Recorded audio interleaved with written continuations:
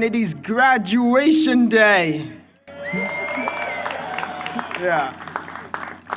Welcome, Chancellor Fuller, Provost Bala, university administrators, fellow trustees, faculty, staff, friends, families, and honored guests. Thank you all for being here today to celebrate the graduates of the class of 2022. Yeah. I'm Narcisse Kunda, and I'm honored to be the student speaker for this commencement ceremony. Before I begin, I'd like to give a big shout out and thank you to my parents who have sacrificed so much over the years to allow me to be here.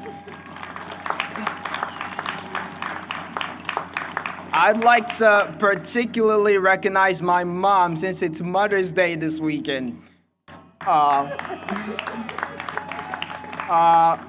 Mom, I'm beyond grateful for your endless love, support, encouragement, prayers, and every single phone call of the last 4 years to make sure I was doing okay. I love you, Mama.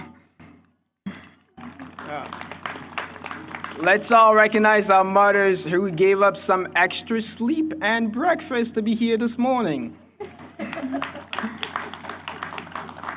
Dads, you'll have your moment next month. I'm thrilled to be graduating today with 2 bachelor's degrees in management, leadership, and marketing. Over the past 2 years, I've had the honor of representing the entire UMass Dartmouth student body as the student trustee on the University of Massachusetts Board of Trustees, which is the governing board of the 5-campus UMass system. I also served as a senior class vice president this past year, and I'd been an active volunteer with our Leduc Center for Civic Engagement over my 4 years as an undergrad. My story begins in the capital city of Kinshasa in the Democratic Republic of the Congo, where I was born and grew up. I have 4 younger siblings, a brother and 3 sisters. I came from humble beginnings, but I have 2 hardworking parents who went to great lengths to provide for their 5 children. My parents made enormous personal and financial sacrifices, such as selling assets and taking on debt to allow their 5 children to come into this land in hopes of better educational and life opportunities. Yeah. Though everyone here has come from different backgrounds, we all have those individuals who sacrificed along the way to allow us to reach this point. Now, I vividly recall that chill evening in October 2015 when we landed in Boston. Because as soon as we got out the airport, my younger sister looked at my mom and she screamed in French saying, "Maman, il fait froid," which in English means, "Mom, it's cold." It's been 6 years now, and we're still getting used to New England weather. My whole life has been plagued with the uncertainty of what career I'll pursue, and the societal expectation that university graduates are supposed to have their life figured out by the time of their graduation. I had never been able to answer the question, what do you want to be when you grow up? Frankly, I'm still figuring that out.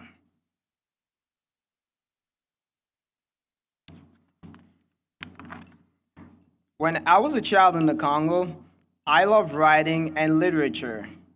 I also enjoy solving math problems, and I had a passion for history and geography. I guess you could say I was good at everything. But I was a child at the time. How could I possibly know what career to pursue as an adult? My parents, who are a bit like the typical African parents who want their child to become either a doctor, lawyer, or engineer when they grow up, wanted me to be a doctor. I was cool with that until I realized that I'll have to spend a lot of my day at a hospital. Like most of us, I don't like hospitals. When I got to the USA, I had an interest in pursuing a career in technology, even though I knew it was a constantly changing and challenging field, especially physics. Physics majors, I don't know how y'all do it. As you can imagine, I was disappointed that I did not get into the College of Engineering when I originally applied to UMass Dartmouth, but I saw it as an opportunity to explore other interests. Coming to UMass Dartmouth was a moment of significant uncertainty for me. My family was still settling into this new country. We had to figure out how we were going to pay for college. I was still learning to speak English at the time, and I was coming in with no declared major. To be honest, I was unsure about attending college in the first place, but I felt compelled to after my high school guidance counselor showed me the value of a college education. Amidst all these uncertainties, there are two actions I took during my undergraduate experience that I believe we can learn from and take with us as we leave campus. The first action I took was to step outside my comfort zone. When I was unable to talk anyone into going to a club meeting with me in the first few weeks of freshman year, I decided to go by myself. That was not easy, as I walked past the meeting rooms 2 times before I gained the confidence to walk in. Well, that initial act of bravery led me to become more involved in the campus community, which culminated in my election and re-election as a student trustee. Beyond this, I've identified and expanded my interests, made a lot of connections, built relationships, and grown as an individual. I should also say that I would not have the courage to stand before you all today had it not been for that moment. Class of 2022, as we head into the real world, I encourage all of us to step outside our comfort zones. This could mean moving to a new city, transitioning careers, changing companies, starting a business, picking up a new hobby, going on an adventure, or it might just be taking a break from things. Stepping outside your comfort zone will make you more confident in your ability to navigate uncertainty and overcome obstacles, things that are inevitable in life. Just look at how the last 2 years have played out. Also, doing something you've never done before can lead you to discover your untapped potential. Keep in mind that life will continue if things don't work out the way you hoped for. The second action I took was to ask for help. To be brutally honest with you all, I struggled during my time as a college student, and I'm sure that all of us can relate to this one way or another. Throughout college, I had to balance a lot of responsibilities, such as being a full-time student. I worked multiple jobs to pay for school. I was a student leader of multiple roles. And in case you forgot, I still have 4 younger siblings. In addition, as someone who enjoys social interactions, online learning was a pain.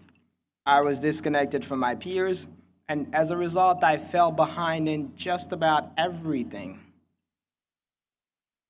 It is not an exaggeration to say that I would not be graduating today had I not sought out help from my professors who I would frequently go to during office hours, the advisors and peer mentors in CCB who helped me pick my 2 majors, the tutors at the writing center who helped me brainstorm and revise my essays, the support staff in student affairs who guided me through my college experience, and my friends who always had my back.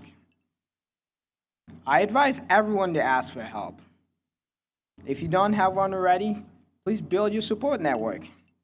Find yourself a mentor. Invest in therapy or life coaching, but especially have a community of people around you. There is so much strength in asking for help.